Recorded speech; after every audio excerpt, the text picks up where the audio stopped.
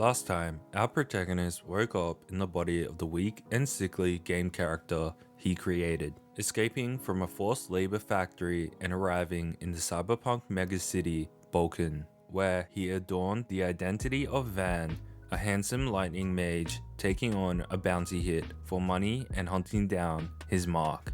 With his location exposed, Taylor Evans makes a dash for it, Van leisurely strolling after him, using the skill Soundwave to create a magic-infused concussive wave, slamming into the back of the bounty, knocking him to the ground.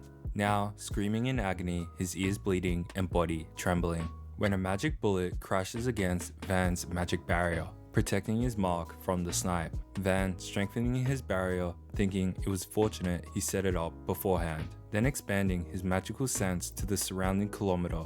The sniper nowhere to be found, either shooting from beyond 1 kilometer or using some camouflage that simple detection magic can't detect. Van then realizing that it was not him but the bounty that was targeted by the snipe. Our boy then whipping out his gun, taking aim at Taylor Evans, unwilling to be looked down on and ruin Van's image, pulling the trigger thinking only of how Van being known as cruel and cold-blooded will benefit him in the future. The sniper spying on the situation, moving in shock at the sudden death. Van not missing the sniper's unrest in their mana wave, activating his lightning magic with a common magic in mind, perfect for this range, raising his hand engulfed in lightning to the sky, then suddenly dispersing the magic in his hand, confusing the sniper at his actions. The sniper noticing the rumbling and light show from the clouds above. Van then activating his magic, thunder calling, with a cold stare, taking aim. A thick streak of lightning descending on the sniper, demolishing the top of the building. Van slowly making his way over to the scene of the strike, thinking the sniper mustn't have been ordinary, as there is no trace of them, deciding that was enough for a warning, so there's no need to chase the sniper. And this show of power will make known the lightning mage Van's name. Van, out of breath, dropping the body bag of the bounty in the bar.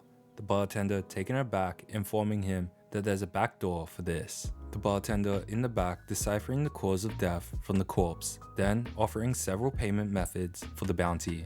Jenny walking in impressed at the speed of Van's work, questioning what kind of talents he has to find and kill his mark so quickly. Him replying, "I just got lucky." The two then holding gazes in silence. Her moving past it, saying since he's this capable, she'll keep working with him. Him then leaving, with the two exchanging farewells. With Van gone, the bartender shows Jenny a video of Van's mission he got from the scavenger network. Her astonished by what she sees on the tablet.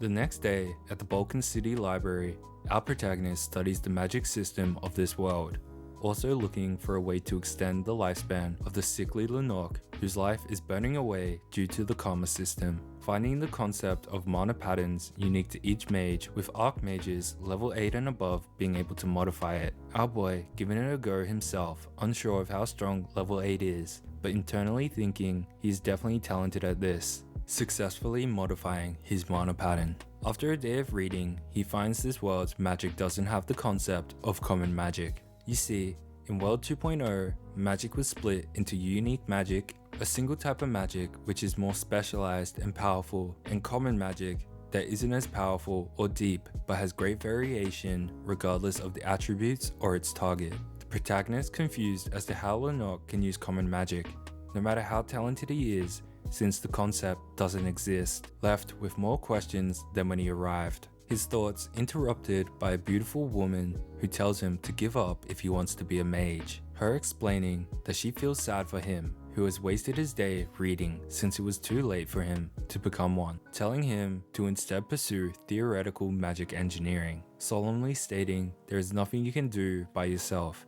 as it's a field where luck and talent play a big role. Lenok asking if that advice is from her own experience. Him leaving the now closing library, telling her not to give up on herself and to try everything she can first. The woman, taken aback, stopping him and giving him her card, and now walking off saying she'll show him magic if he comes back. Lenok surprised that she was actually a professor. Our protagonist dropping by the food market on the way home, nervously watching a man have his mana pattern scanned for identification as a quick check. being called out to as he tries to calmly walk away. A tomboyish woman running a stand asking if he did something wrong, since he was staring at the mana pattern check as if guilty of a crime. Him realizing that it is similar to a fingerprint in this world. The two then talking about her stand, uncovering that he's a customer and she is the owner who grows these vegetables as a hobby, also replying to his question that yes, she is rich. Our boy unsure if she's lying or not, thinking she is really pretty though.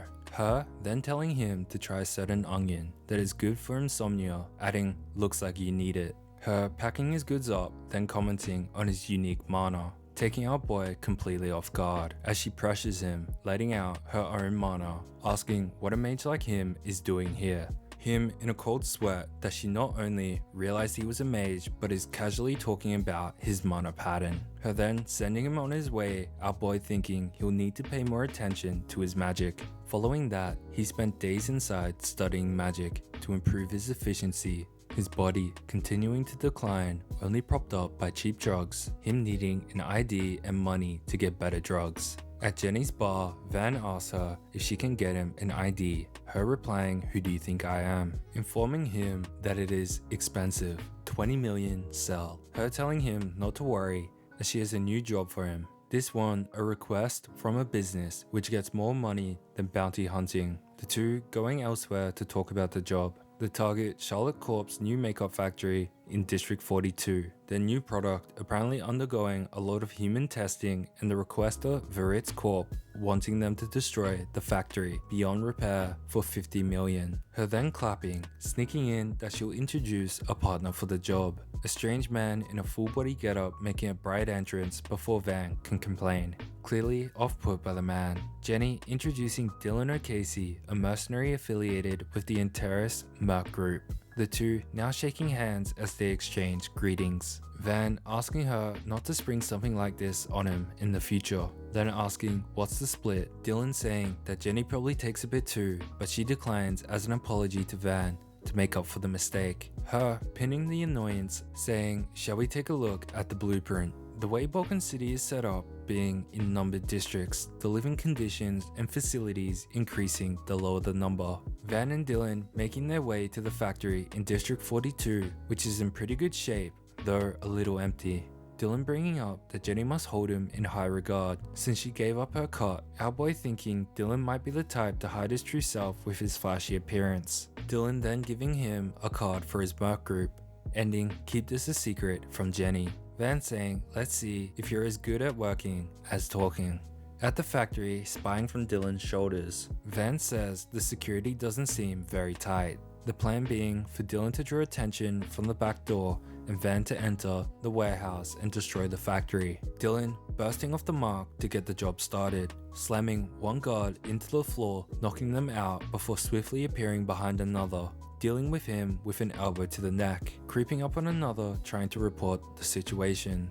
Our protagonist relieved that he doesn't need to worry about him. Van taking a hit of Viper, now ready to get started, strolling toward the warehouse. Our boy breaking into the locked warehouse with the laser cutter he stole, greeted by a trembling guard with gun in hand. Van putting him down with his magic nature sleep, thinking normal civilians don't need to die. He then uses another magic, marionette, controlling the unconscious man like a puppet and sending him away from the soon-to-be exploded factory. Van making his way under the factory, thinking everything will be smooth sailing until it's over. Dylan, having dealt with the guards outside, makes his way inside, finding himself lit up with several rifle lasers, joking this kind of makes him feel good. Drawing his knife and taking a fighting stance, declaring now he doesn't have to hunt them down.